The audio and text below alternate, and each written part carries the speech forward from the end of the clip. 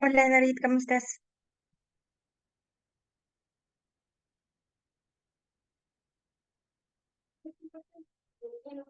¿Sí me escuchas?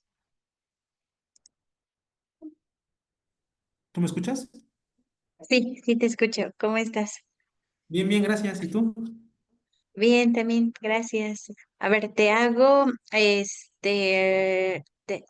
panelista y para checar que puedas compartir. ¿Va? Ahí estás. Promote panelist.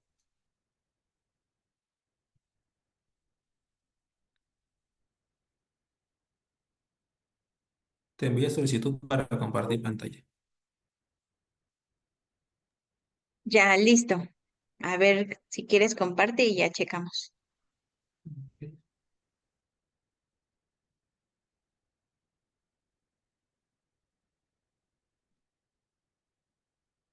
listo.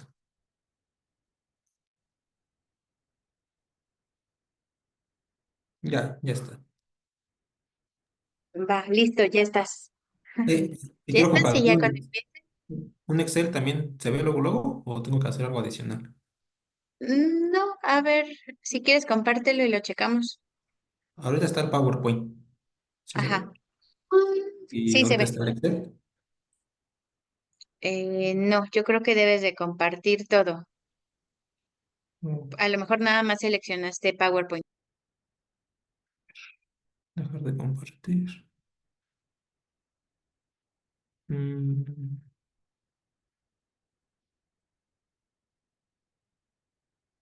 ¿Pantallas? Ajá. Sí, dale en pantalla completa, me parece.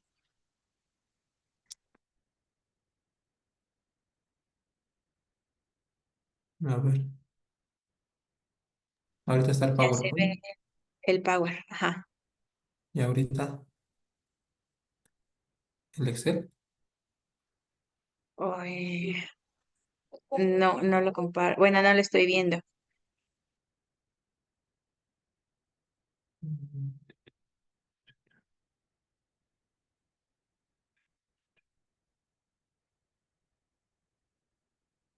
mm,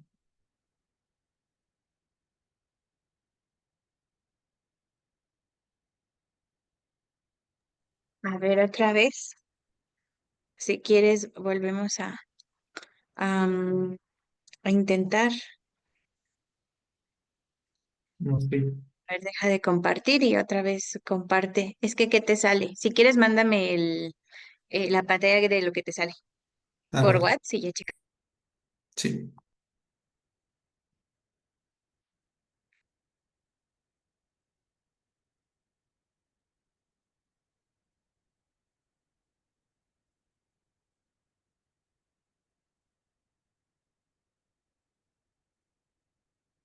Ya te la mandé.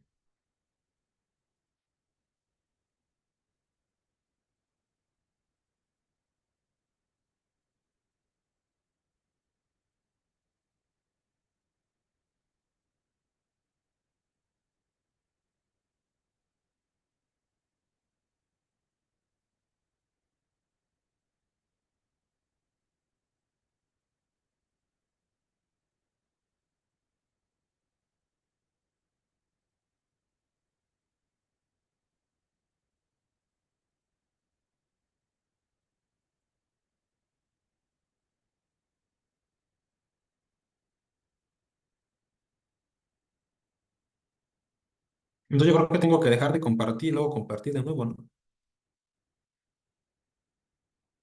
Para que se vea el Excel.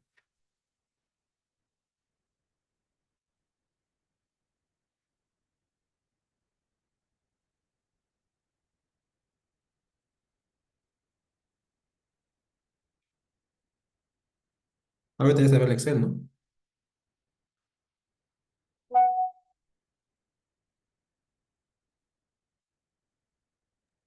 Sí, ya se ve.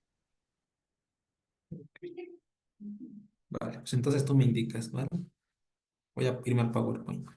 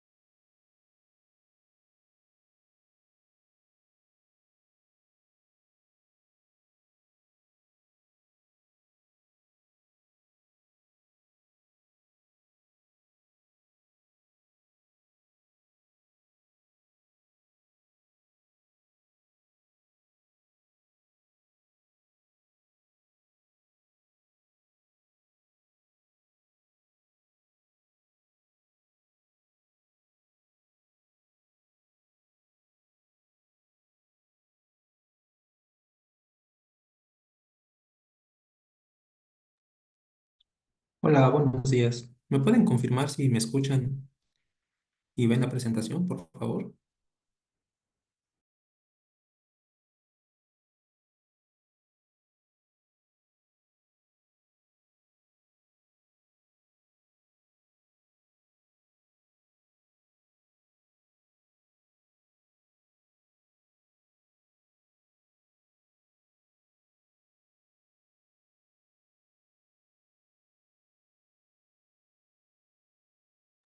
Muchas gracias. Vamos a dar un par de minutos para que se unan más participantes, por favor.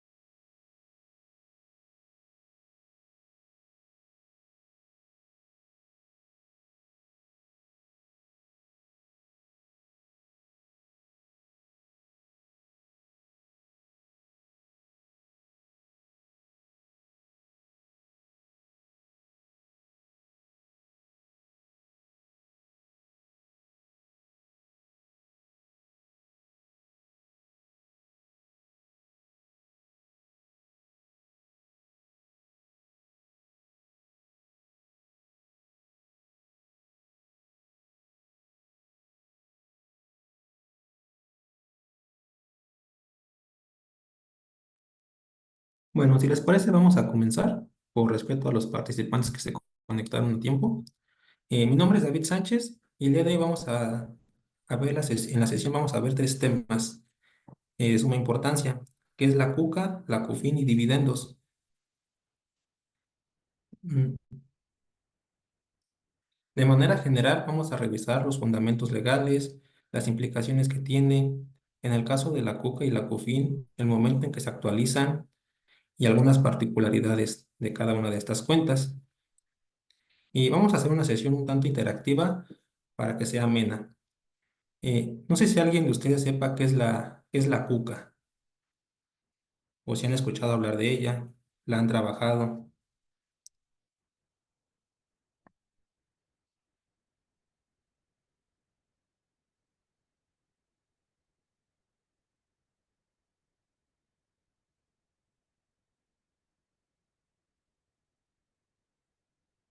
Muchas gracias, Karina. Exactamente, es la cuenta de capital de aportación. Eh, Esta cuenta tiene su fundamento legal en el artículo 78 de la Ley del Impuesto sobre la Renta, en el que nos indica que las personas morales deben llevar una cuenta de capital de aportación. Ahora bien, ¿de qué concepto se incrementa? Pues se incrementa de las aportaciones de capital, estas en el momento en que se paguen, ya sea en dinero o en especie. Otro concepto que la incrementa son las primas de suscripción y los conceptos que la disminuyen es la reducción de capital. Como cuenta contable, debe estar debidamente registrada en contabilidad, en cuentas de orden. De hecho, el catálogo del SAT de códigos agrupadores nos indica que la cuca está en el código 806 y 807. Es importante mencionar, una aportación de capital no constituye o no se considera un ingreso para la empresa que lo recibe. ¿Ok? Hasta aquí alguien sí ha tenido la oportunidad de registrar, después de presentar la declaración anual o cuando tienen alguna aportación de capital, la cuca en cuentas de orden.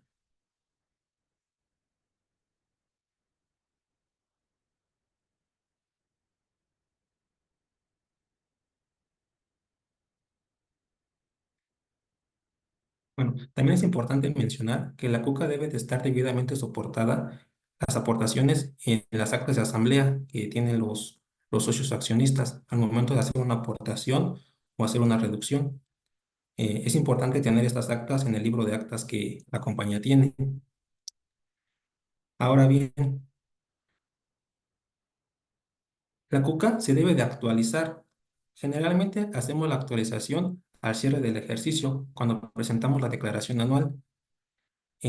Cuando es este el caso, vamos a tomar el Índice Nacional de Precios al Consumidor del cierre del ejercicio, que pues vendría siendo el mes de diciembre, y se va a dividir entre el Índice Nacional de Precios al Consumidor de la última actualización.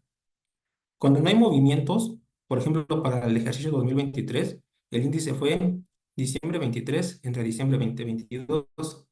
Ahora bien, ¿qué pasa cuando hay un incremento o disminución de capital? Bueno, pues aquí debemos hacer una segunda actualización en la que vamos a tomar el índice del mes en que se incrementa o disminuye el capital entre el índice de la última actualización, que puede ser pues en cualquier mes del ejercicio, ¿no? Enero, febrero, marzo, depende cuándo se lleve el movimiento de incremento o disminución. ¿Hasta aquí alguna duda?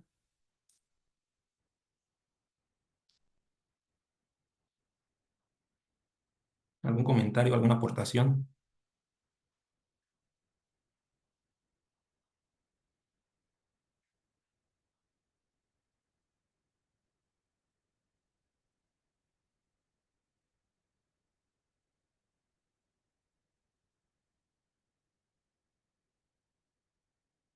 Ok, vamos a continuar.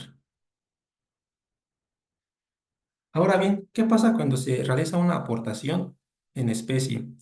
Ya puede ser una computadora, un escritorio, un vehículo.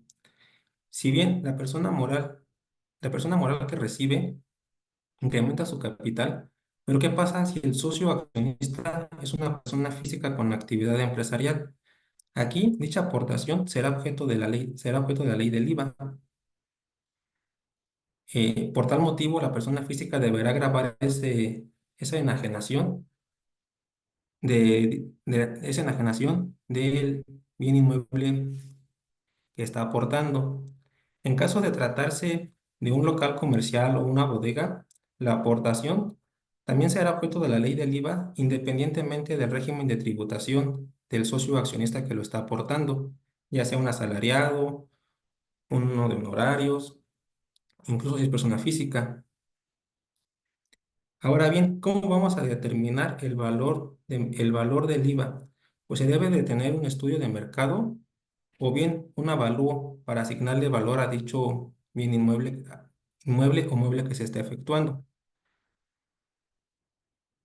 Si bien no hay un cobro de efectivo en la transmisión de esta propiedad, sí hay una enajenación de bienes, toda vez que el Código Fiscal de la Federación, en su artículo 14, nos indica que una enajenación es toda transmisión de propiedad y en la fracción 3 una aportación a sociedad o asociación. Entonces, por tal motivo, si bien no hay un cobro en efectivo, sí hay una enajenación de bienes. ¿Alguna duda, algún comentario?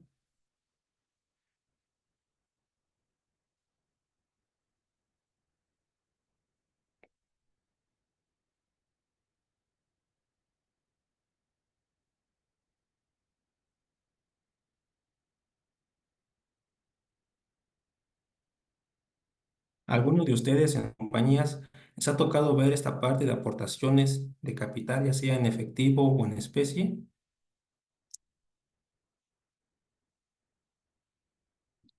¿Que hayan visto estos casos?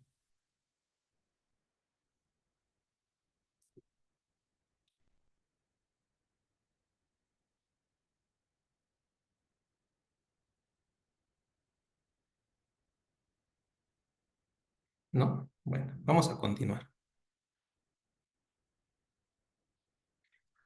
Uno de los aspectos de suma importancia que tiene la parte de la cuca es cuando existe una reducción de capital. Para esto, el artículo 78 de la ley del ISR nos marca que hay que hacer dos cálculos. Para tal efecto, hay que determinar cuál es el capital contable de la compañía. Esto es el capital que se manifiesta en los estados financieros que fueron previamente aprobados por la Asamblea de Socios. Determinar cuántas acciones hay en circulación. Con esto vamos a poder identificar cuál es el valor del capital contable por acción. Tenemos que también tener el valor de la cuca y este lo vamos a dividir entre el número de acciones en circulación a fin de determinar el valor de la cuca por acción. También tenemos que tener el valor de la CUFIN y de misma manera tenemos que dividirla entre el número de acciones en circulación para determinar la CUFIN por acción. En términos eh, rápidos y concisos, es dividir todo, el capital contable, la cuca y la CUFIN, entre el número de acciones para determinar el valor por acción. Vamos a identificar cuál es el importe del reembolso de capital que se va a efectuar y a cuántas acciones corresponde para determinar el valor del reembolso por acción.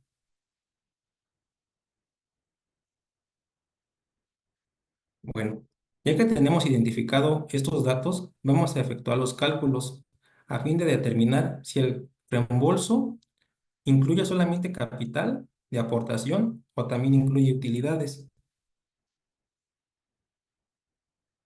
Bueno, en la fracción uno el texto es bastante amplio y lo quise aquí resumir con números para hacerlo más digerible y no tan tedioso. Vamos a determinar el reembolso por acción, que en este caso pues son los 14,000 pesos. La ley nos indica que a este reembolso por acción hay que restarle la cuca por acción, que determinamos son 5,000 pesos. El excedente son 9,000. Las acciones a reembolsar son 5. Por tal motivo, el total de utilidad distribuida son 45,000 pesos. Ahora bien, a esta utilidad distribuida hay que restarle la CUFIN por acción, que son 1,250 por 5, 6,250. A esta la vamos a llamar utilidad distribuida agravada. La ley en el artículo 78, fracción uno, nos indica que a esta utilidad distribuida agravada vamos a multiplicarla por el factor de 1,4286. Y con esto vamos a determinar la utilidad con ISR, que es de 50, para ISR, que es de 55,358. De igual forma, la ley nos indica que a esta utilidad vamos a aplicarle la tasa, que es del 30%, y vamos a determinar el ISR por reembolso de capital, que en este caso es de 16,607. Ahora bien, hay que hacer el segundo cálculo,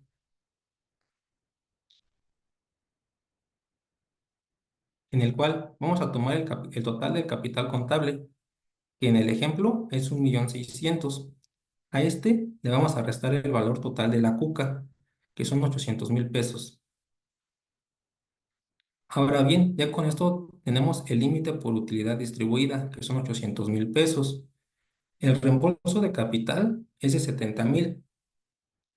Como este reembolso de capital es inferior al límite por utilidad distribuida, sobre este vamos a calcular el impuesto, que es reembolso de capital menos la utilidad distribuida que determinamos en la fracción uno, que vienen siendo los 45,000 pesos. Este, este resultado se le llama total de utilidad distribuida. Ahora bien, vamos a determinar el remanente de la CUFIN. En este caso, el total de nuestra CUFIN es de 200,000 menos los 6,250 que corresponden a las 5 acciones que se van a reembolsar. El remanente de CUFIN es de 193,750.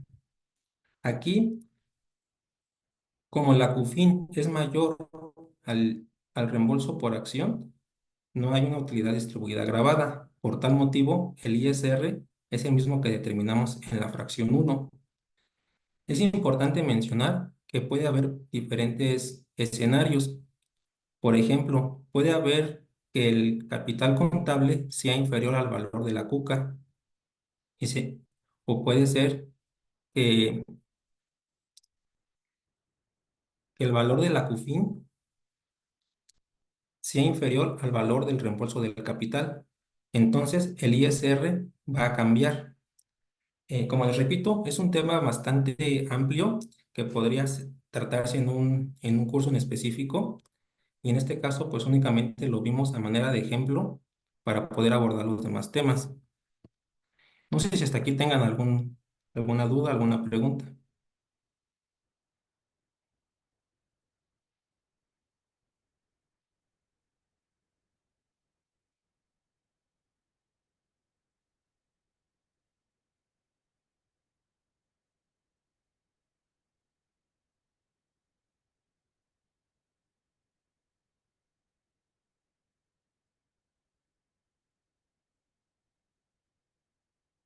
Ok, bueno, ahora vamos a ver un pequeño caso práctico de la actualización de la cuca que vemos en el día a día. Voy a compartir ahora un Excel.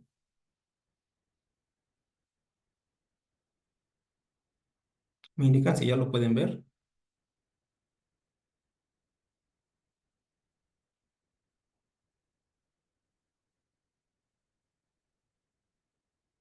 Ok, muchas gracias, Lalito. Bueno, en este caso, esta compañía que se llama La Bella, para efectos didácticos, tiene los siguientes movimientos. En julio del 2020 se constituyó y recibió una aportación por parte de sus socios en efectivo de 290,000 pesos. Pasando el tiempo, en el mes de febrero de 2023 recibe otra aportación por 100,000 pesos. Aquí el caso nos pide determinar el valor de la cuca al 31 de diciembre de 2023. Como lo vimos en las láminas pasadas, vamos a empezar a hacer las actualizaciones del capital. El primer movimiento que se tiene es la aportación que se efectúa en julio de 2020. Llegando al cierre del 31 de diciembre para presentar la declaración anual, tenemos que determinar el valor de la cuca al 31 de diciembre. Para efectos de este caso, vamos a dividir el índice nacional de precios al consumidor de diciembre de 2020 entre el índice de julio de 2020, que fue cuando se efectuó la aportación. El factor que aquí determinamos es de 1,017. Este factor lo vamos a multiplicar por el valor de nuestro movimiento, que fue la aportación, los 290. Por tal motivo, el saldo de la cuca al 31 de diciembre es de 294, que está aquí en el ejemplo. Como podemos ver, esos 294 es el equivalente a los 290,000 que reflejará nuestro estado financiero, incluyendo aquí en la cuca los efectos de la inflación. Tu estado financiero al 31 de diciembre en el capital social va a ser 290. En la declaración anual vamos a manifestar un saldo de la cuca de 294. Ahora bien, para 2021 no tuvo movimientos, por lo cual vamos a tomar el último saldo de la cuca, que es el 31 de diciembre de 2020, y vamos a hacer las actualizaciones correspondientes. En este caso, vamos a tomar el índice nacional de diciembre de 2021 entre el índice de la última actualización, que fue en diciembre de 2020. Determinamos un factor que es de 1,0735. A este factor lo vamos a multiplicar por el saldo de la cuca, el saldo inicial. Y ahora, al cierre de diciembre de 2021, tenemos un valor de la cuca de 316,607. Lo mismo pasa en 2022. En 2022 no hay movimientos, entonces la actualización pues es nada más entre el índice de diciembre de 2022 y el índice de diciembre de 2021, que fue la última actualización. Aquí no hubo movimientos, ni aportaciones, ni retiros, y nuestro valor de la cuca ahora es de 341. Como les explicaba al inicio, en nuestro estado financiero de diciembre de 2022 vamos a tener un capital social de 290 y en la declaración anual se va a manifestar una cuca de 341. La diferencia es el efecto inflacionario que se tiene desde julio de 2020 hasta diciembre de 2022. En el año 2023, aquí sí hay movimientos, que es una aportación. Entonces, vamos a hacer la actualización, que es en el periodo que ocurre el movimiento, que en este caso del ejemplo es febrero 2023. Para febrero 2023 tenemos este índice nacional, que es de un 128,06, y vamos a tomar el índice de la última actualización, que es diciembre de 2022. Por lo mismo, determinamos un factor que es de 1,0323 y actualizamos el saldo inicial de la cuca, que en este caso nuestro resultado es 345. A este saldo actualizado de la cuca vamos a incrementarle el movimiento que se efectúe en este periodo, que fueron un incremento de 100,000 pesos. Por tal motivo, al 28 de febrero de 2023 tendremos un valor de la cuca de 445,533. Ya para presentar la declaración anual del ejercicio 2023, tenemos que actualizar nuestra cuca al mes de diciembre. Para este caso, vamos a tomar como índice nacional de la fecha de actualización el índice de diciembre 2023 y la última actualización fue en febrero 2023. Vamos a tomar ese índice, determinamos nuestro factor y tenemos que nuestra cuca actualizada al 31 de diciembre de 2023 es de 460,000 pesos, 547. Y en nuestro estado financiero tendremos un capital social de 390,000. Y nuevamente, la diferencia viene siendo los efectos inflacionarios. ¿Aquí alguna duda en el caso práctico? ¿Alguien ha tenido oportunidad de actualizar la cuca cuando presenta la declaración anual?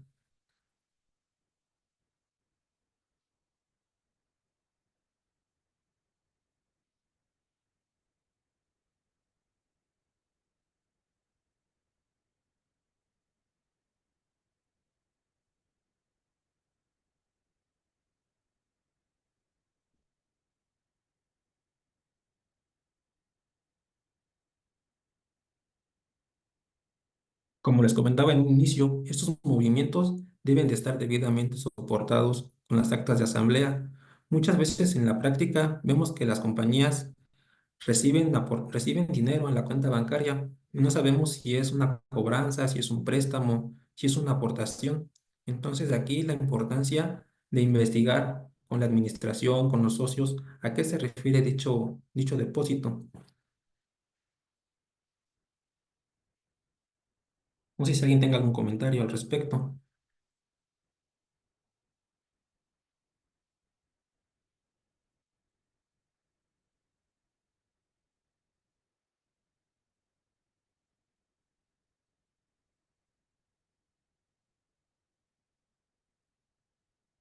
Podemos continuar con el siguiente tema.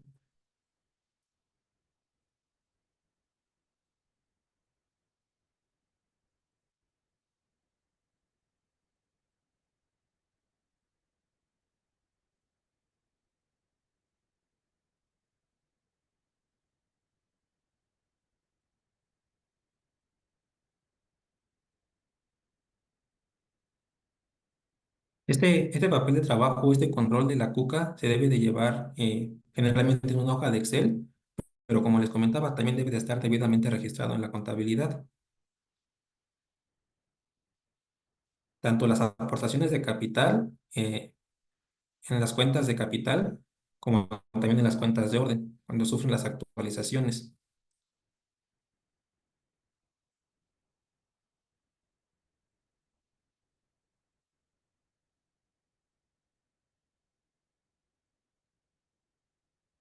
Por aquí un comentario de Luz. Me llamó la atención el que también debe respaldarse en la asamblea. Sí, porque cuando hay una aportación o una reducción, los estados financieros, nos dice la Ley General de Sociedades Mercantiles, que deben de haber sido previamente aprobados por la asamblea. Más adelante vamos a ver estos artículos en el que nos indica que por lo menos una vez al año se debe de hacer una asamblea de socios o accionistas, dentro de las cuales se van a aprobar los estados financieros del ejercicio inmediato anterior. Ahí es importante hacer un autoanálisis y preguntarnos cuántos de nosotros en nuestras compañías hacen esas asambleas de socios para aprobar los estados financieros, ya que dichos estados financieros, como bien lo indicamos aquí, manifiestan el capital social, pero también la declaración anual manifiesta el saldo de la cuca. ¿Ok? Bueno, vamos a continuar con el siguiente tema.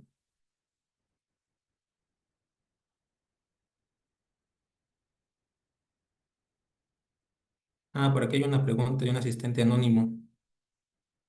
Las aportaciones de capital en moneda extranjera, ¿a qué tipo de cambio se registran? Bueno, se registran al tipo de cambio en el que se reciba la aportación en la cuenta bancaria.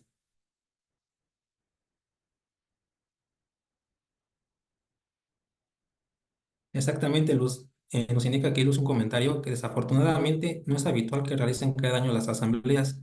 Sí, desgraciadamente muchas compañías no dan cumplimiento a esta parte que nos indica la Ley General de Sociedades Mercantiles. Eh, pero bueno, es el deber ser. Y también nosotros como contadores, como abogados, pues hay que invitar a los contribuyentes, sugerirles que cumplan con estas obligaciones que tienen como empresarios, como socios, como accionistas, ya que muchas veces únicamente se van a la operación y pues quieren ver las ganancias, ¿no? Pero también dejan a un lado esta parte de tener las actas, aprobar estados financieros y demás. Bueno, el siguiente tema es la CUFIN. Respecto a esto, ¿alguien tiene algún comentario? ¿Ha escuchado hablar de ella?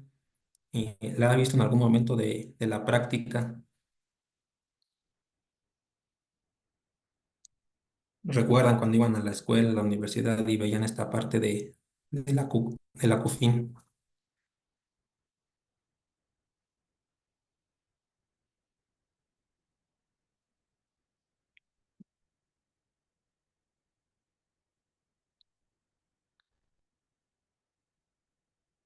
Bueno, pues la CUFIN, al igual que la CUCA, es una obligación de las personas morales. Eh, esta, esta obligación está fundamentada en el artículo 77 de la Ley del Impuesto sobre la Renta. En ella se van a llevar el control de las utilidades que se generan en los ejercicios. Se le van a incrementar también las utilidades que se reciban de otras personas morales nacionales, así como los ingresos o utilidades de regímenes fiscales preferentes. Y bien, ¿de qué se va a disminuir? Pues de las utilidades o dividendos que son pagados y de las utilidades a que se refiere el artículo 78, que es lo que vimos hace rato sobre cuando hay retiro de capital, una disminución. Como cuenta contable, también debe estar debidamente registrada en la contabilidad, igual en cuentas de orden. De hecho, el SAT en sus códigos agrupadores nos indican que dichas cuentas se registran en el 801, 802 y 803. Si bien la cuenta de utilidad fiscal neta en la declaración anual, el portal no nos permite ponerla cuando está en negativo, sí debemos de tenerla en nuestros papeles de trabajo. Vamos a ver más adelante cómo se van modificando el saldo de dicha cuenta.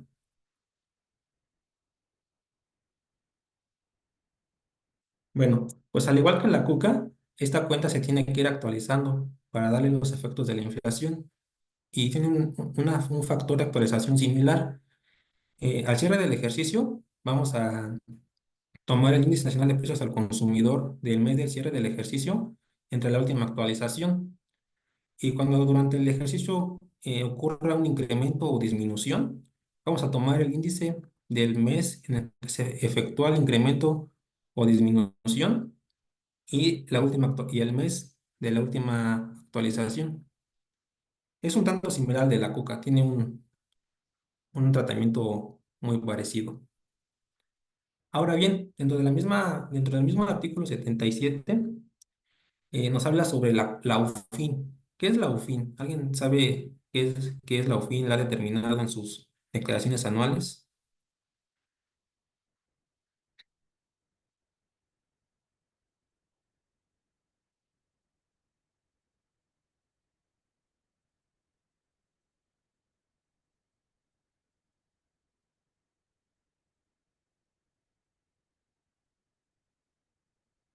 Aquí para determinar la UFIN es importante tener bien claro el concepto de resultado fiscal, ya que la ley nos indica que tenemos que restar al resultado fiscal el ISR pagado, las partidas no deducibles del artículo 28 y el ISR no acreditable por ingresos por dividendos en el extranjero. Pero bien, el resultado fiscal se compone de las siguientes partidas: ingresos acumulables, menos deducciones autorizadas, menos la PTU pagada, menos la amortización de pérdidas fiscales de ejercicios anteriores. Es importante tener bien definidos los conceptos para poder hacer la determinación correcta de la UFIN y en consecuencia de la CUFIN. Hasta aquí algún comentario de la UFIN.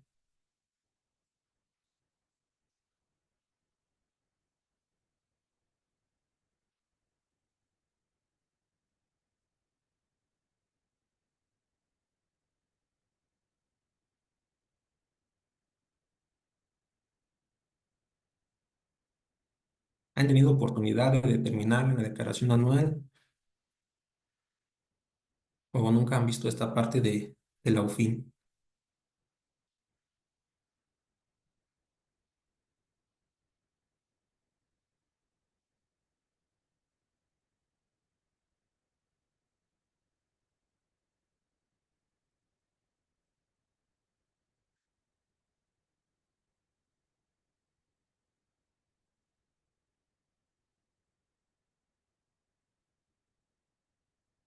Por aquí un comentario de la compañera Steph.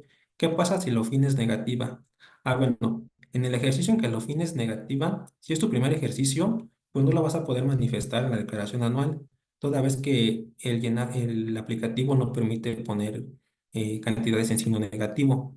Pero sí debes de tener el control en los papeles de trabajo, porque esta OFIN negativa se va a amortizar con las utilidades de los siguientes ejercicios.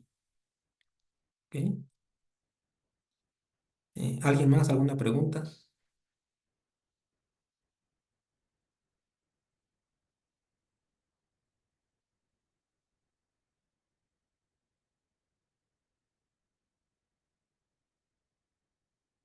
Aquí es bien importante, como lo vimos, para determinar que los no deducibles. Muchas veces en la práctica hay compañías que dentro de su catálogo de cuentas está una cuenta que se llama gastos no deducibles. Y aquí registramos generalmente todos aquellos gastos que, pues ya sea por el artículo 28 no son deducibles, ya sea un viático o algo algo que indica la ley, pero también a veces registramos aquellos gastos que no cumplen con requisitos fiscales. Eh, eh, a manera de repaso, ya lo hemos visto en sesiones pasadas, los requisitos de deducciones están en el artículo 27 y de manera rápida, pues un requisito es que debe ser un gasto estrictamente indispensable. En cuanto a activos fijos, pues debe hacer la deducción de inversiones conforme a ley. Los gastos deben estar amparadas con un comprobante fiscal, ya sea un CFDI o una factura del extranjero. Y pues recordemos que aquellos gastos mayores a 2,000 pesos deben ser pagadas por medios electrónicos. Ahí a lo mejor en el caso de la gasolina, pues sí no importa el monto, ¿verdad? Siempre debe de ser pagado por un medio bancarizado. Algo muy importante, pues que deben estar debidamente registradas en la contabilidad. En la fracción quinta también nos indica aquellas que aquella obligación cuando contratas una empresa que tiene un servicio especializado, el famoso REPSE, que se puso de moda en los últimos años. Nos indica también que el IVA debe de estar debidamente separado en el comprobante fiscal. Ujú. En el caso de gastos efectuados a personas físicas, asociaciones civiles, todos los contribuyentes que acumulan por flujo de efectivo, pues debe de hacerse la deducción una vez que sean efectivamente pagadas, ya que recordemos que esos contribuyentes acumulan sus ingresos por flujo de efectivo. Entonces aquí debe de haber una simetría fiscal. Por un lado, el contribuyente persona física acumula y por otro la persona moral deduce. Bueno, esos son los requisitos. Ahora bien, el artículo 28 como tal nos indica que es un no deducible, ya que hay que tener mucho cuidado, ya que estos no deducibles van a tener un impacto en la determinación de la CUFIN. Por ejemplo, son 32 o 33 fracciones. No las vamos a leer todas para no hacer este curso tedioso, pero dentro de las cuales nos indica que uno deducible de ley pues, es el ISR a cargo del contribuyente o de terceros, ¿ok? También nos dice que uno deducible son los accesorios que se paguen de las contribuciones, a excepción de los recargos. Estos sí pueden ser deducibles, pero las actualizaciones, esas no.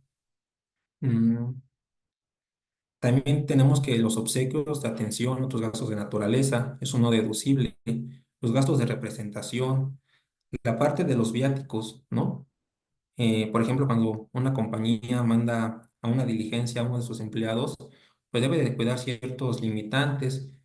Por ejemplo, el de la alimentación, que son 750 pesos diarios si es en territorio nacional o 1.500 si es en el extranjero. Recordemos que en esta fracción nos indica también la parte de hospedaje. Mm, Las sanciones también son uno deducibles. Y la fracción 7 nos indica sobre los intereses devengados por préstamos.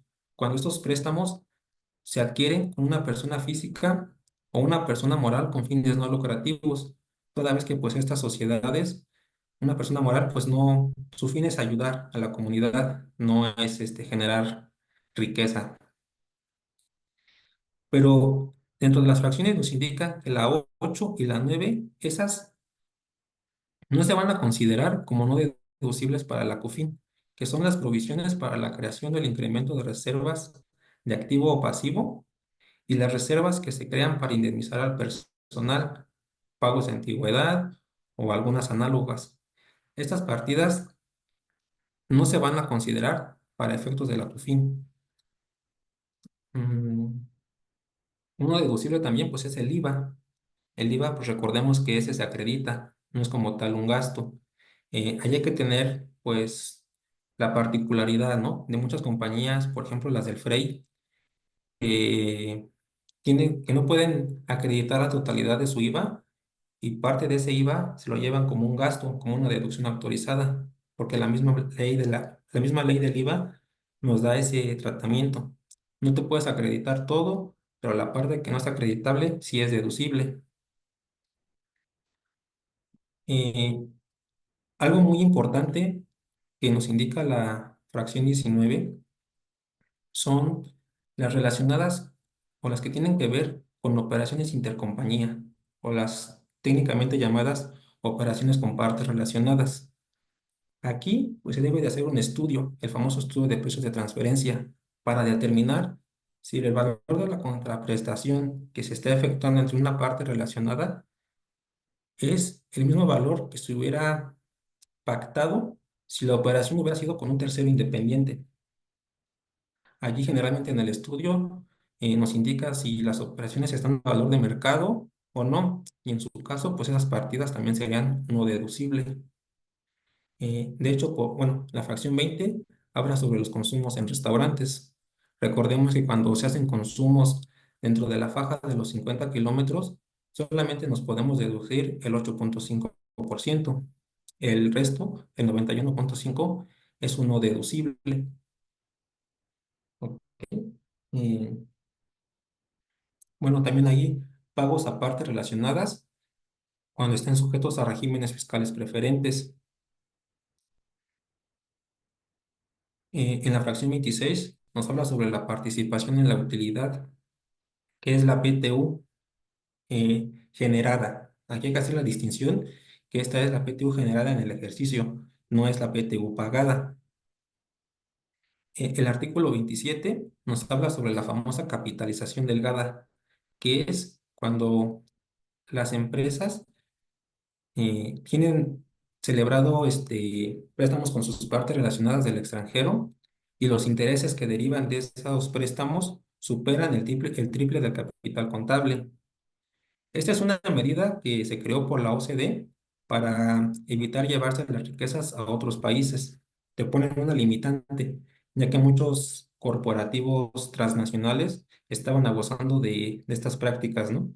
En el que ponían tasas de intereses muy elevadas para llevarse, para tener dos efectos. Por un lado, tener más deducciones, disminuir la utilidad, en este caso en México, pagar menos impuesto y pues de este caso el fisco mexicano se veía afectado. Entonces, por tal motivo, no solamente México, sino todos los países de la OCDE, pues prácticamente tienen esta parte de la capitalización delgada.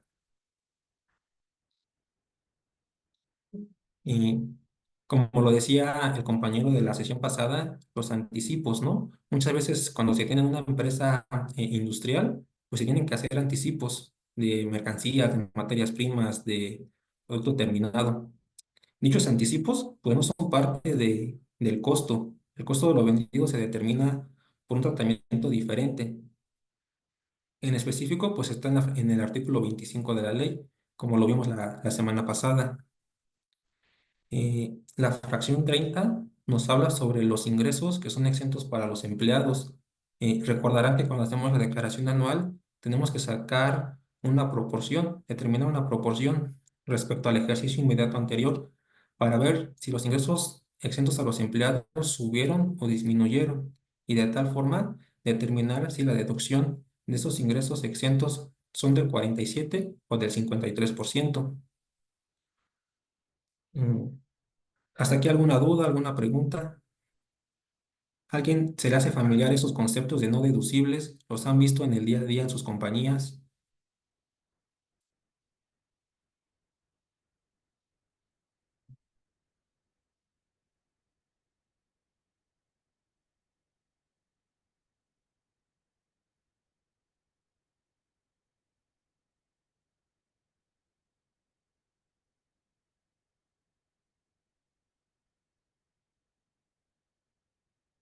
¿Han tenido oportunidad, por ejemplo, de realizar el cálculo de la proporción del 47-53? De hecho, cuando hacemos el llenado de la declaración anual, en la parte de nómina nos indica ahí el aplicativo cuál es la proporción que vas a considerar como deducible y en automático nos determina la parte que es no deducible. Estos cálculos, pues obviamente se hacen en los papeles de trabajo de cada compañía.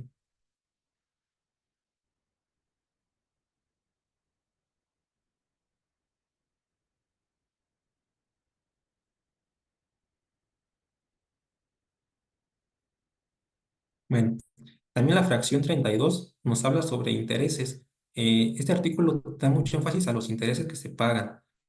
Recordemos que cuando hay contribuyentes en el ejercicio devengan intereses cuando sus deudas exceden 20 millones.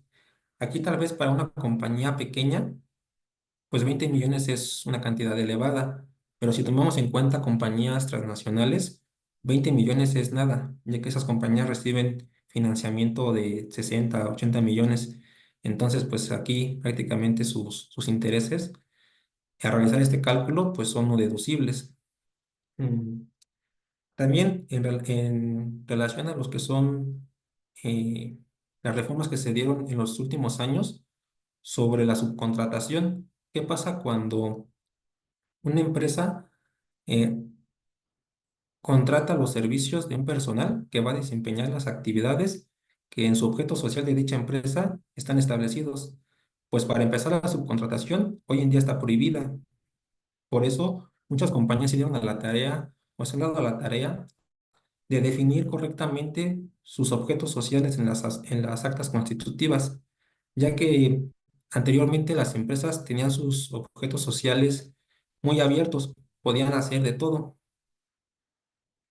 pero que ya con la reforma que se dieron en los últimos años en materia laboral, pues se han visto en la necesidad de definir, de cerrar más sus objetos sociales, a fin de que cuando no puedan ellos realizar alguna actividad, pues sí, contraten los servicios de una empresa que tenga el servicio especializado y por ende que tenga el REPSE. Como les comentaba, son 33 fracciones. El artículo está muy extenso y pues sí, habría que estudiarlos de manera particular, ya que dependiendo del giro de cada una de las compañías que trabajamos, pues vamos a caer en diferentes supuestos. Por ejemplo, la fracción 28 que habla sobre anticipos de adquisición de mercancías. Pues si es es una empresa de servicios, generalmente no vas a determinar un costo de lo vendido.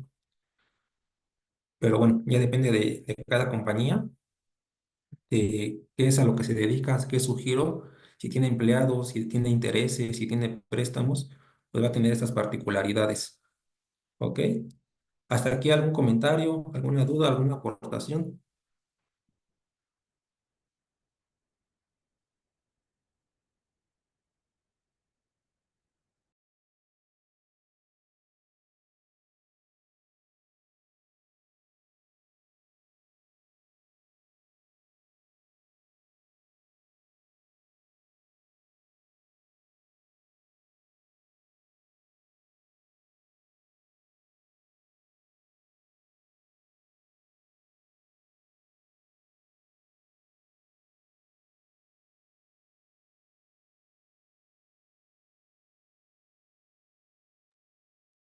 Correcto. Pues ahora vamos a ver todo lo que vimos en la parte teórica en un pequeño caso práctico, ya que muchas veces es más fácil entender la ley cuando haces números, o tal vez como contadores estamos más familiarizados con la práctica. ¿Ok? ¿Me pueden confirmar si ya ven el Excel, por favor?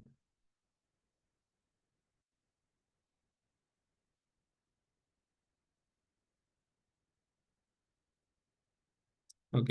Vamos a seguir con el caso práctico. La compañía sigue siendo La Bella y en este caso pues se encuentra en el cierre del ejercicio 2023. Para efectos de este caso didáctico, tenemos los siguientes datos. Tenemos un saldo inicial de la CUFI, tenemos los ingresos acumulables, nuestras deducciones autorizadas, la PTU que se pagó en el ejercicio, el importe de los ingresos exentos para los trabajadores, que son no deducibles para la compañía. Tenemos por aquí un concepto que se llama reserva para pago de indemnizaciones. Recuerdan que esta fracción venía en las primeras láminas que vimos. Esta compañía pues tiene perfectamente definida su contabilidad e identifica cuáles son los gastos sin comprobantes fiscales. Separa también lo que son gasolinas pagadas en efectivo, mm, los viáticos no deducibles, con fundamento en la fracción quinta del artículo 28. Esta compañía tiene préstamos con sus partes relacionadas residentes en el extranjero y determinó que sus intereses no deducibles para tal ejercicio son de 103.984. Ahora bien, tenemos pérdidas fiscales de ejercicios anteriores actualizadas a 2023 por un importe de 42.980. ¿Qué nos pide el ejercicio o cómo lo vamos a desarrollar? Pues primero vamos a determinar el resultado fiscal. Recordando nuevamente un poquito de la ley del ISR, para determinar el resultado fiscal, vamos a restarle a nuestros ingresos acumulables las deducciones autorizadas. También la PTU pagada en el ejercicio y la amortización de pérdidas fiscales. A manera de ejemplo, tenemos ingresos por 1.349.102, deducciones por 925.983. La PTU que esta empresa pagó en el ejercicio es de 23.000 pesos y la amortización de 42.980. En este caso, el ejemplo nos da que la compañía al cierre de 2023 tiene un resultado fiscal de 356,268. Yo creo que esto a todos los contadores pues se nos hace muy familiar, ¿no? Cuando hacemos la determinación del impuesto anual, ahí por el mes de febrero, de marzo, o incluso ahorita que estamos determinando las previas, pues aquí podemos ver estos conceptos. Nos suenan muy familiares. ¿Hasta aquí alguna duda de cómo determinar el resultado fiscal?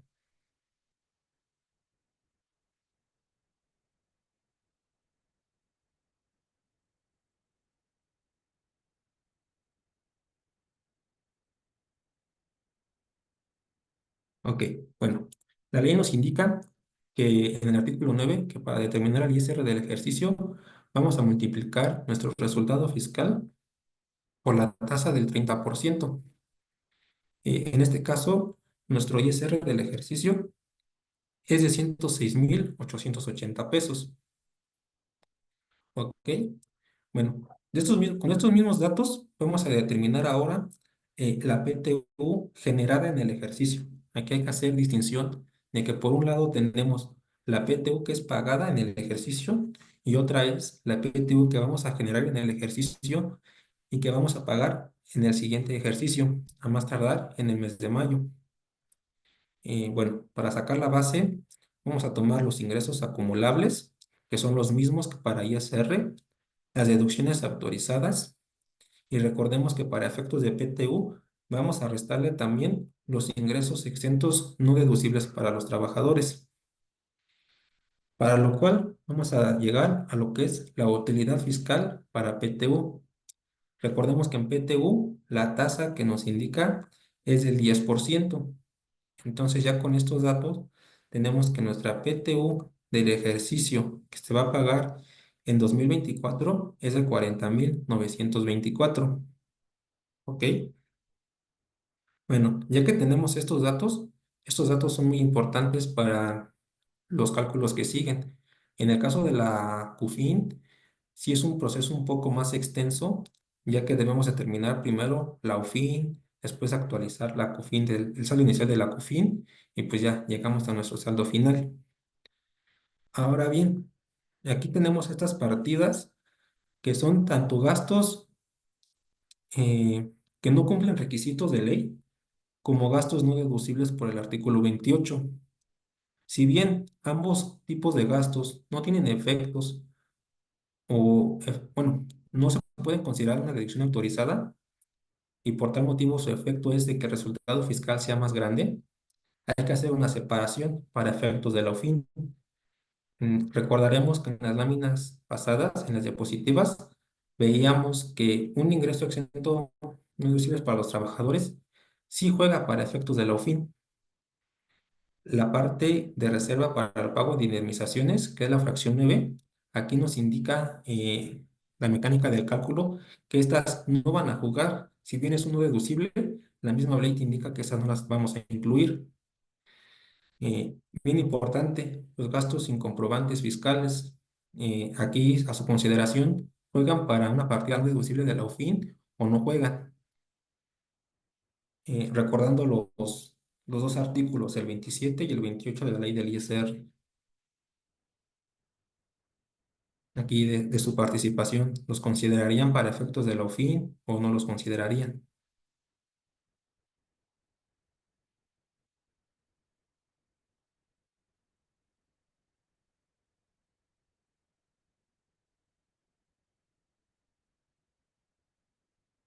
Ya los participantes, los contadores que estén más familiarizados con estos conceptos, con estos cálculos.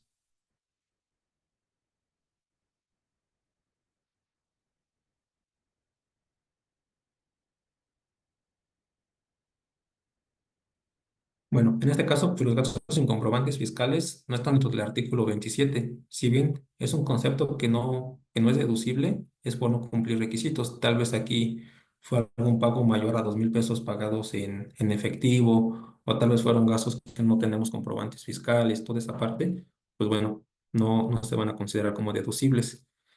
La gasolina en efectivo, pues tampoco cumple un requisito de ley.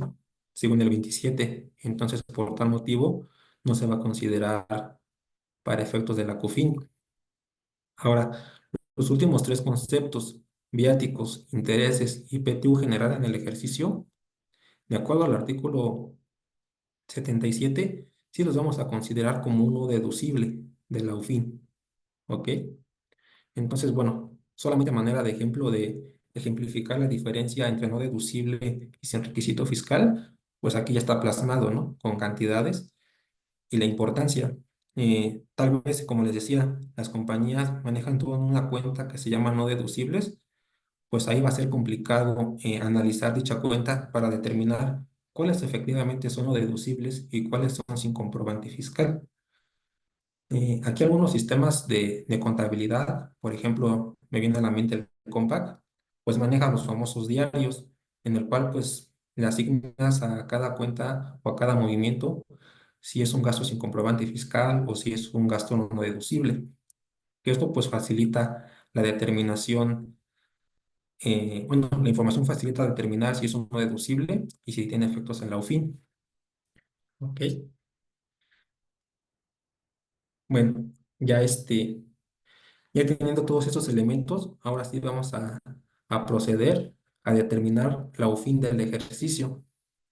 Como nos decía las diapositivas, vamos a tomar el resultado fiscal y a ese resultado fiscal le vamos a restar el ISR del ejercicio que ya determinamos en, en los cálculos pasados.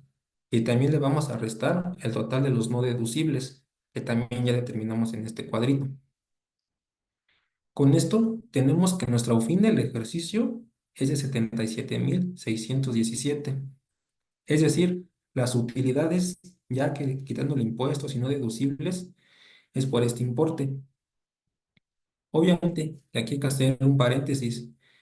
Recordaremos que si bien la información para determinar el cálculo anual del ISR nace de la información contable de los estados financieros, de la balanza de comprobación, existen partidas de las cuales en el estado de resultados nos puede dar una utilidad y en la determinación del impuesto sobre la renta nos va a dar una pérdida fiscal que puede deberse a lo mejor por factores como el ajuste anual por inflación deducible, por provisiones, por la limitante de deducción de inversiones, diferentes particularidades que puede tener el cálculo. Por tal motivo, como les repito, puede ser que en el estado financiero tengas una utilidad y en el cálculo anual una pérdida, o viceversa. Puede ser que en el estado de resultados tengas una pérdida, pero tal vez en el cálculo anual tengas una utilidad. A lo mejor por ahí se tuvo anticipo de clientes, que recordemos que un anticipo de clientes para efecto de ISR, pues sí juega como un ingreso acumulable, pero en el estado financiero no se considera un ingreso, se considera como un anticipo ahí en el pasivo. Entonces, estas particularidades pues hacen que se modifique la base entre un cálculo y otro. Bueno, aquí ya nuestra fin del ejercicio es de 77,000 pesos. ¿Qué nos indica la ley? Bueno, que tenemos que actualizar el saldo inicial de la CUFIN, que en este caso, pues, para efectos didácticos, fue de 130,000 pesos, 198. Como estamos haciendo el cálculo de la declaración anual del ejercicio 2023, vamos a tomar el índice de diciembre de 2023. Y como no tuvo movimientos, pues vamos a tomar como índice de la última actualización el índice de diciembre de 2022. Recordemos que tenemos que determinar el factor, que en este caso pues es 1,0466 y nuestro saldo inicial de la COFIN actualizada a 2023 es de 136,265. Ahora bien, la ley nos indica que a esta CUFIN actualizada le vamos a incrementar el efecto de la UFIN que determinamos en el ejercicio, que para este caso fueron 177,000 pesos. Con esto tenemos una UFIN de 213,882. Esta es nuestra UFIN que vamos a manifestar en la declaración anual del ejercicio 2023. ¿Ok? ¿Hasta aquí alguna duda respecto al cálculo? Aquí traté de plasmar lo que dice la ley ya en términos de números para familiarizarnos un poco más y entenderlo. No sé si alguien tenga alguna duda, alguna aportación.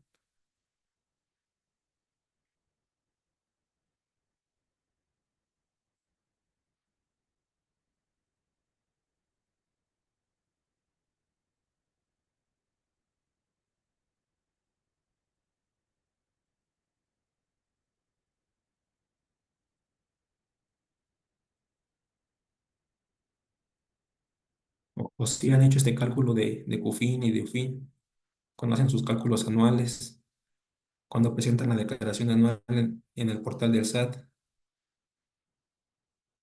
Alguien que quiera aportar algo.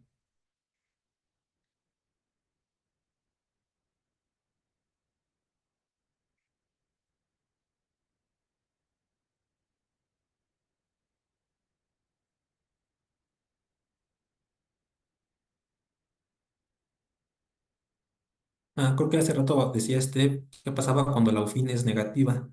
Qué bueno que das ese supuesto. Por ejemplo, vamos a cambiar aquí un poquito las cantidades y vamos a ponerle que no tuvo estos ingresos, sino mm,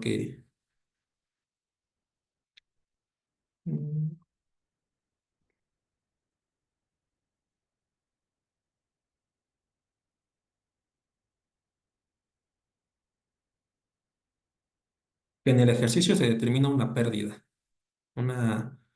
fiscal. Pues bueno, para tal efecto voy a tener los ingresos acumulables, que en este caso son 949 menos deducciones autorizadas, menos la PTU pagada,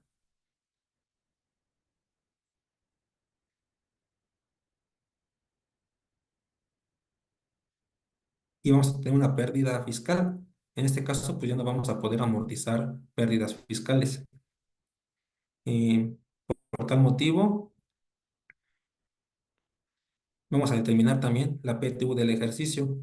Lo mismo, ingresos acumulables, menos deducciones autorizadas, menos los ingresos exentos no deducibles para los empleados. Si bien nos dio una utilidad fiscal para pago de PTU, esta es muy mínima, que son 924 pesos. Mm. ¿Qué pasa aquí, Bueno, y todo el auditorio, todos los acompañantes, los asistentes? El resultado fiscal en este caso, pues es cero. En el ISR voy a tener cero también. Y de no deducibles tengo 131 mil pesos. En este caso, nuestra UFIN es negativa. Y como les repito, como les dije al inicio del tema, si bien el portal de la declaración anual del SAT no nos permite poner una OFI negativa, el defecto está en que si teníamos algo actualizado de 136 mil pesos de CUFIN, ese saldo se va a ver disminuido. Y ahora mi CUFIN del ejercicio 2023 al cierre es de 4.494, que obviamente pues se ve afectado porque absorbe esta pérdida de la UFI negativa, ¿ok? No sé si por ahí te quedó claro, Steph.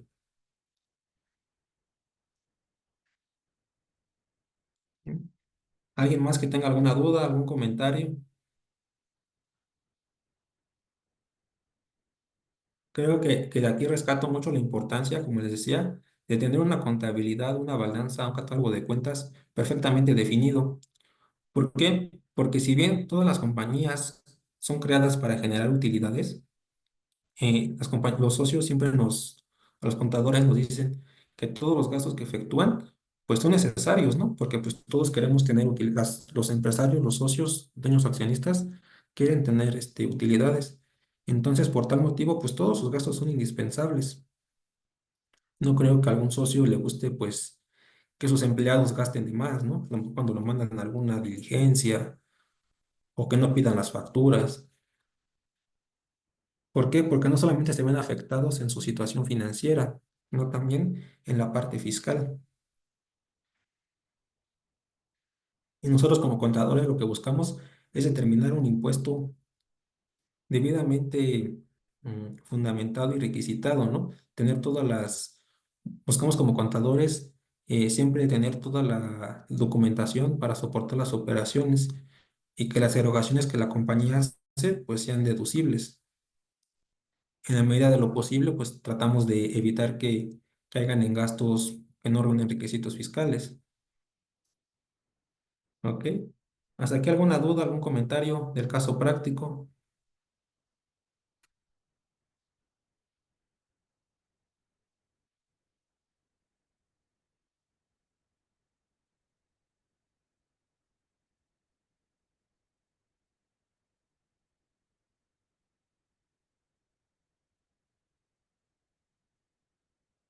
Bueno, porque de aquí se desprende el último tema de la sesión del día de hoy, que son los dividendos.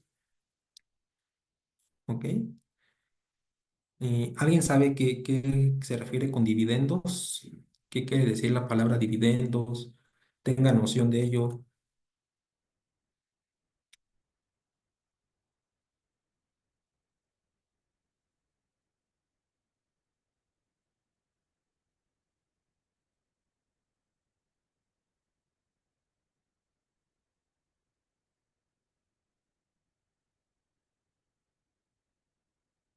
Bueno, pues como les comentaba, las compañías tienen, a ver,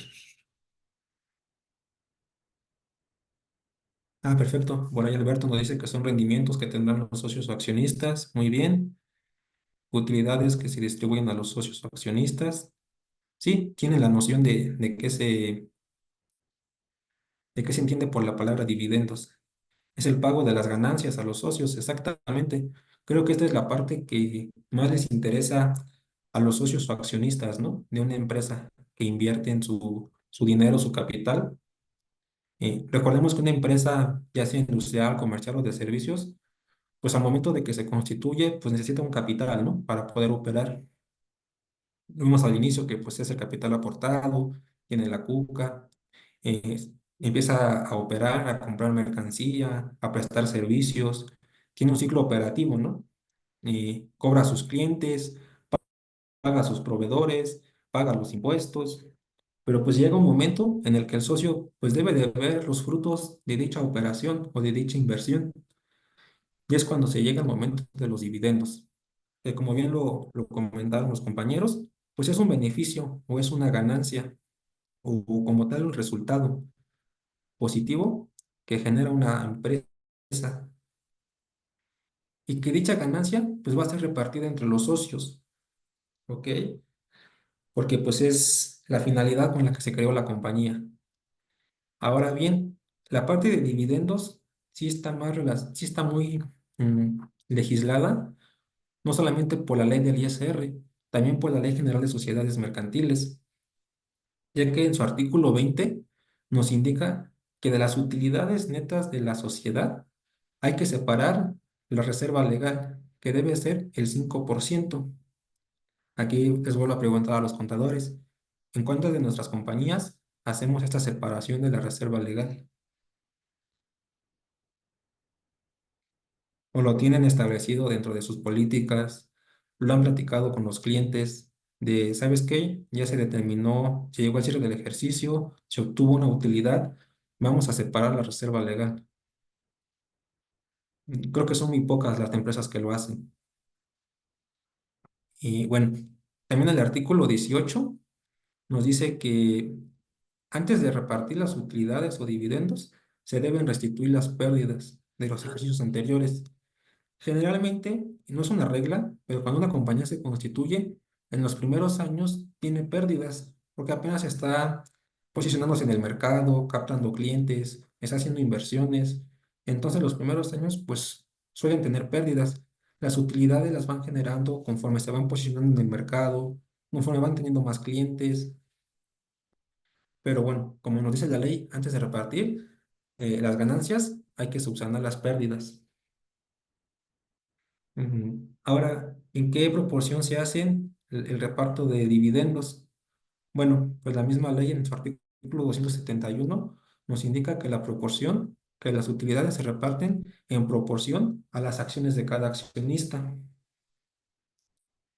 Eh, por ejemplo, no se va a llevar el mismo dividendo un accionista que tiene el 60% de las acciones al que solamente tiene el 40%. Es una parte, pues, de repartir equitativamente las utilidades. ¿Hasta aquí algún comentario de los dividendos?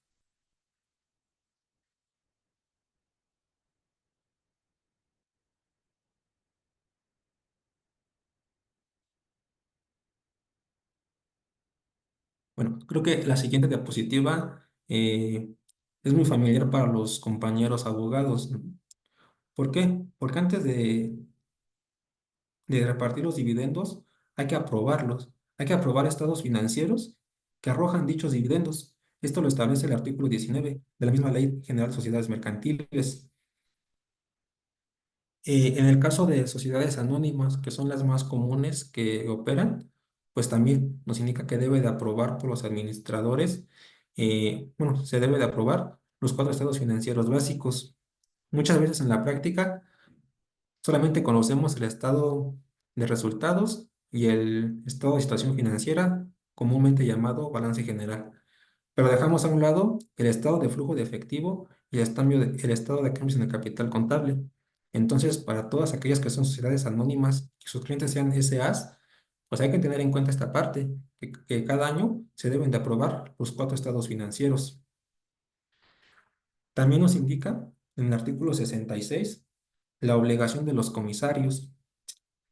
¿Por qué? Porque en la Asamblea General Ordinaria de Accionistas, el comisario va a presentar un informe sobre la veracidad, suficiencia y razonabilidad de la información financiera. Y bueno, como les decía, por ley está la obligación de reunir, de hacer una asamblea ordinaria una vez al año, dentro de los 4 meses que se llegan a la clausura del ejercicio social, que para este momento ya tienen el estado financiero cerrado a diciembre del año pasado y tienen su declaración anual presentada. Como lo decía la compañera, muy pocas empresas hacen estas asambleas, en donde aprueban estados financieros, en donde está el informe del comisario, o cuántos de nuestras compañías sí la hacen.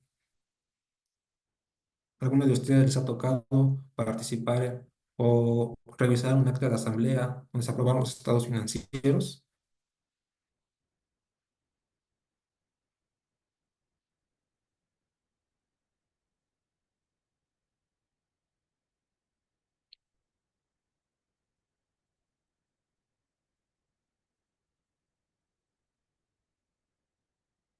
Bueno, creo que muy pocos, ¿verdad? Por aquí hay un comentario.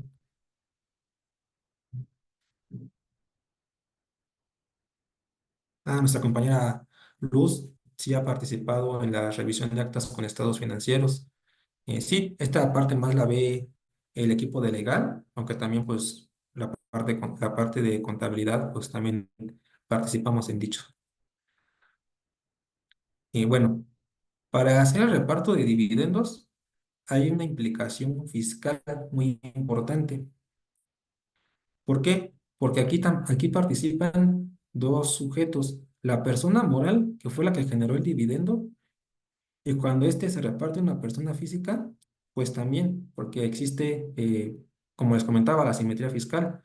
Por un lado, uno reparte y el otro obtiene el dividendo.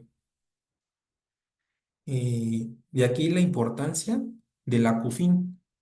La CUFIN no solamente sirve para presentar la declaración anual, también sirve para cuando se da el reparto de dividendos, ya que el artículo 10 de la Ley del Impuesto sobre la Renta nos indica textualmente cómo se va a calcular el impuesto sobre la renta para repartos de dividendos. Y bueno, dice que en términos resumidos, que cuando una persona moral distribuye dividendos, va a calcular el impuesto. ¿Y cómo lo va a calcular? Bueno, pues a los dividendos o utilidades les va a multiplicar por el factor de 1,4286. Y a este resultado le va a aplicar la tasa del 30%. Y la importancia de la CUFIN está en lo siguiente. No se estará aplicando el pago del impuesto cuando los dividendos o utilidades provengan de la CUFIN que establece la presente ley. Por eso la importancia aquí de tener perfectamente definidos los gastos, las erogaciones no deducibles, las que son sin requisito fiscal, porque si determinamos una CUFIN muy inferior, el pago del impuesto para reparto de dividendos va a ser más elevado. Ahora bien, cuando se determina impuesto por pago de dividendos, este lo va a pagar la persona moral. ¿Cuándo? Pues el día 17 del mes inmediato siguiente, cuando se efectuó el pago de dividendos. Mm, Pues aquí, de hecho, el aplicativo del SAT, en su obligación R5, tiene la parte de ISR por dividendos. Como les decía, esta parte pues es un poco menos común de verla en las empresas, pero sí es importante tener noción para cuando se presente el caso del decreto y pago de dividendos, pues como contadores sepamos qué cálculos debemos realizar. Mm, Bueno, también nos indica ahora el efecto para la persona física. La persona física que reciba el dividendo debe acumular en su declaración anual el importe de este dividendo. Eh, También nos indica que debe de haber una retención del 10% sobre el dividendo. Esta retención la hace la persona moral y la entera, pues, en la declaración del pago provisional del periodo correspondiente. ¿Ok? Eso está en la R91 y es R retenciones por dividendos. ¿Hasta aquí alguna duda? ¿Alguien ha visto esta parte de reparto de dividendos? ¿Ha calculado el impuesto sobre dividendos?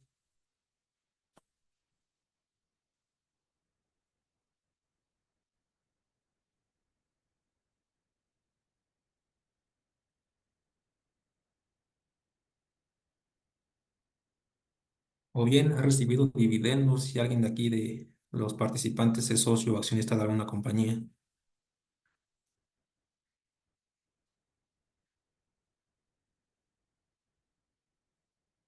¿No? ¿Nadie?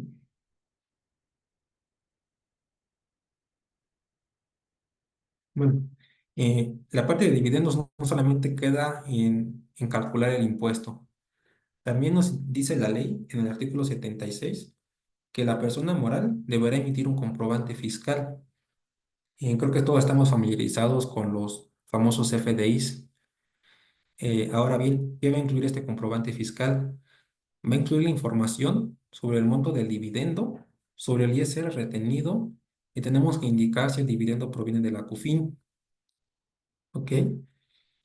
Recordemos que la regla 2.7.5.4 de la resolución miscelánea fiscal nos indica que tenemos que hacer el CFDI de retenciones e información por pagos. Eh, En esta, pues es prácticamente un CFDI. Lo asemejo mucho a lo que es un CFDI de nómina. Recordemos que en el CFDI de nómina pues está el importe de la percepción, de la deducción y del ISR retenido. ¿Para qué? Para que el empleado cuando haga su declaración anual pues tenga toda esta información. Ahora bien, ¿qué pasa cuando una persona moral paga dividendos a una persona moral? Bueno, pues en este caso se emite el complemento del CFDI, pero aquí no hay una retención de ISR porque es de persona moral a persona moral. El CFDI tendrá que ser tipo de egresos y la clave del uso pues es pago. ¿Ok? Eh, Ahora un tema muy importante. ¿Qué son los dividendos fictos? ¿Alguien de ustedes lo ha escuchado? ¿Ha visto esto en la práctica, en el día a día?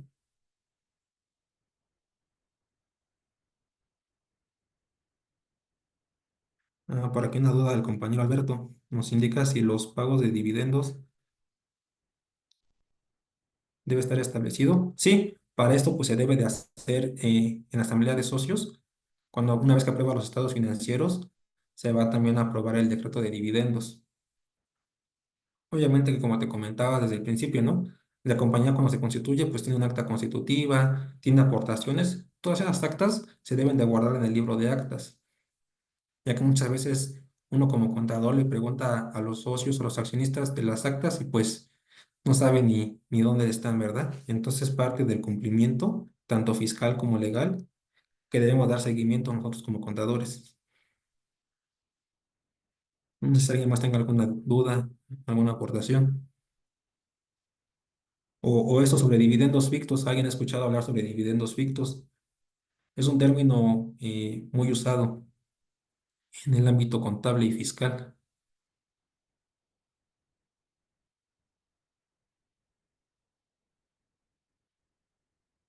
Aquí dice Francisco que son maniobras financieras que buscan una distribución o disfrazar. Sí, pues básicamente un dividendo pues es un beneficio al socio accionista sin pagar impuesto. Se puede dar en diferentes escenarios o con diferentes estrategias.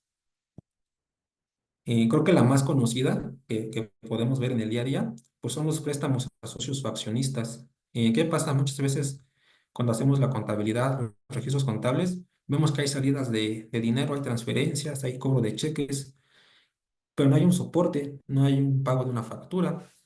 Y vamos con el dueño de la empresa, con el socio, con el accionista, y preguntamos a qué se refiere dicha erogación. Y pues resulta que a lo mejor la erogación fue para pagar la colegiatura del hijo del dueño de la empresa, para que el dueño de la empresa se fuera de vacaciones, para un gasto que no es directamente a la compañía. Pero muchas veces ni siquiera está soportado en un contrato de préstamo, simplemente son salidas de efectivo. Aquí hay un doble efecto, porque tanto la persona moral pues no puede deducir ese gasto, esa erogación, ni para efectos de ISR, ni puede acreditar un IVA, y la persona física también se ve afectada porque debe soportar cómo obtuvo ese ingreso, ¿no? Más que ahora el SAT pues tiene acceso a toda la información, pues puede ver que una persona tiene depósitos en su cuenta bancaria, pero no tiene recibos de nómina, no tiene facturas emitidas. Entonces, pues ahí es la más típica, esa parte, ¿no? De socios o accionistas que reciben efectivo o transferencias.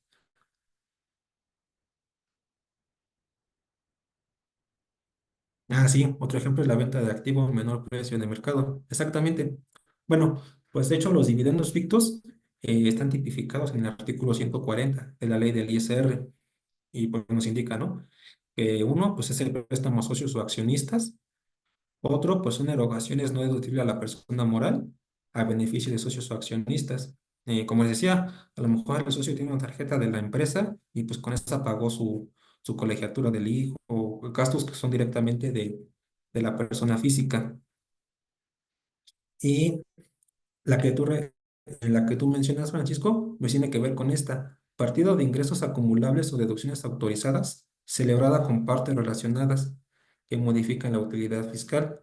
Pues es prácticamente lo que nos comentas, que cuando tienes una contraprestación a un valor que no es de mercado, exactamente, que ya sea un pago excesivo de servicio o viceversa, ¿no? Que la empresa te va a vender a un precio muy alto o muy bajo. Sí, las más típicas que se pueden dar. Y aquí pues tiene un doble efecto. Tanto la persona moral tiene una base gravable para efectos de ISR más grande y al momento de hacer el cálculo de la CUFIN, esta va a ser más pequeña, ¿no? Entonces cuando repartan dividendos, pues el importe del ISR por dividendos va a ser superior a que si lo hicieran correctamente. Hay muchas estrategias para poder tener los gastos deducibles debidamente soportados y por ende, pues pagar un impuesto sobre la renta correcto y todo lo que deriva de allí, que es el cálculo de la CUFIN, de la UFIN y en su caso, pues ya cuando se llega al reparto de los dividendos. ¿Hasta aquí alguna duda, alguna pregunta? Ya para pasar al último caso práctico, que es el de dividendos, ¿alguna aportación?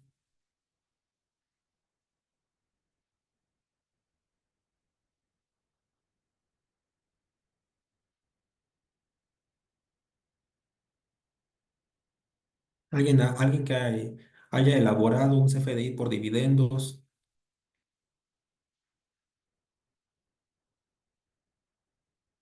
o que hayan participado en la asamblea para el decreto de los mismos?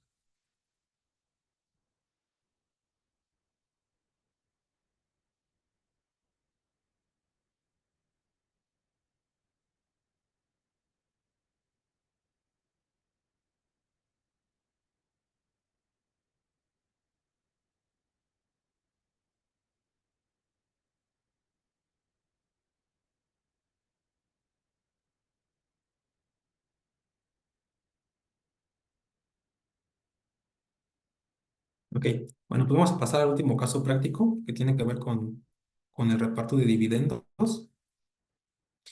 sobre todo en la parte del cálculo del impuesto sobre la renta, no tanto en cuánto le va a tocar a cada uno de los socios. Para este caso práctico, pues igual, esta empresa La Bella ya presentó su declaración anual el 31 de marzo de 2024, correspondiente a 2023. Ya en el acta, en la asamblea de socios, se aprobaron los estados financieros. Dichos estados financieros manifiestan los siguientes importes: una pérdida neta del ejercicio 2022 por 35.000 pesos, del ejercicio 2021, perdón, y para efectos didácticos. Para el ejercicio 2022 tuvo una utilidad de 134.000, y finalmente una utilidad del 2023 de 371. Esto es una información contable. Recordemos que no siempre va a coincidir con la información fiscal. Y nuestro saldo de la CUFIN, que determinamos en el caso anterior, pues es el de 213.000 pesos, y actualizada 2024. ¿Por qué? Porque aquí hay que hacer una actualización al momento de distribuir dividendos, como lo vimos en la fracción del artículo 77. Ahora, la Ley General de Sociedades Mercantiles nos indica que antes de repartir dividendos vamos a absorber las pérdidas de los ejercicios anteriores. Entonces, en este caso, como en 2021 hubo una pérdida, pues hay que absorber esta pérdida. Por tal motivo, el monto total de dividendos a distribuir, pues son 471.000 pesos. Vamos a hacer nuestra actualización de la CUFIN a diciembre de 2023, es de 213.000 pesos. Vamos a aplicar los factores que nos indica la ley, que es en este caso, pues es el de marzo, porque en el mes de abril todavía no conocemos el índice nacional de precios al consumidor hasta el mes de mayo. Entonces, para efectos, pues vamos a tomar el último que tengamos, que es el de marzo, entre diciembre de 2023. Aquí pues tenemos un factor de actualización y una CUCA, una CUFIN actualizada, 216.000 pesos. ¿Ok? Ya tenemos dos de los elementos principales para determinar el impuesto sobre la renta por dividendos. Tenemos ya el total de dividendos a distribuir, que son 471.000 pesos, una CUFIN actualizada de 216. De este ejemplo tenemos que los dividendos que no provienen de la CUFIN son 254.000 pesos. Ahora bien, este dividendo vamos a calcularle el impuesto sobre la renta. Eh, Como lo dice la ley, vamos a aplicarle el factor de 1.4286 y tenemos un dividendo piramidado de 263.000 pesos. Ya este dividendo piramidado vamos a aplicar la tasa del 30%. Ahora bien, ya determinamos el ISR causado por dividendos, que es de 109.139. Tales para los socios o accionistas es un impuesto muy elevado. Por eso aquí la importancia de tener una CUFIN bien determinada y todos los factores que integran la CUFIN. Ahora bien, ¿quién va a pagar este ISR por dividendos? Pues la persona moral. También nos indica el artículo 10 que la persona moral tiene la opción de acreditar contra su ISR propio el pago de dividendos. Adicional que este ISR tendrá efectos en la CUFIN de los siguientes ejercicios. Como pueden ver, el tema de CUFIN y dividendos vienen muy de la mano. Esto es lo más importante que siempre buscan los socios o accionistas, tener bien determinado, pues obviamente para no pagar un exceso de ISR cuando se llegue el momento del dividendo, del decreto de dividendos y el pago del mismo. ¿Alguna duda sobre el caso práctico o sobre la presentación en general?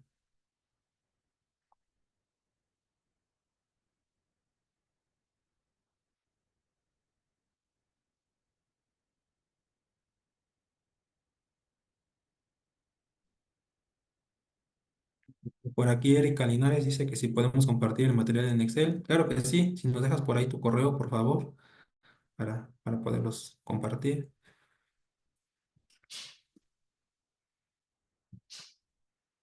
Entonces, como vieron, fueron tres temas muy importantes.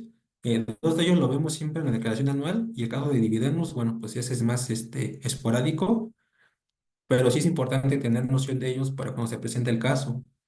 Cuando el cliente nos pregunte que quiere hacer el reparto de dividendos, qué debemos de tener en cuenta, acercarnos con el equipo de legal para preparar las actas de asamblea, para aprobar los estados financieros. Y como les decía, en el caso de sociedades anónimas, pues no solamente es el estado de resultados y el balance general, también tenemos el estado de flujo de efectivo, que es muy importante, y el estado de cambios en el capital.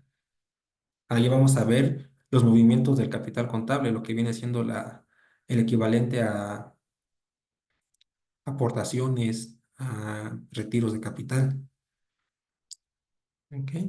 Entonces, si nadie tiene alguna duda, algún comentario, pues nada más voy a compartirle por aquí el material a las personas que nos lo solicitaron, el material en Excel, que son los casos prácticos, y pues eso es todo de mi parte. Ya nada más por ahí mi compañera va a tomarle asistencia a los asistentes que son parte del equipo de GIA, y pues muchas gracias por su atención.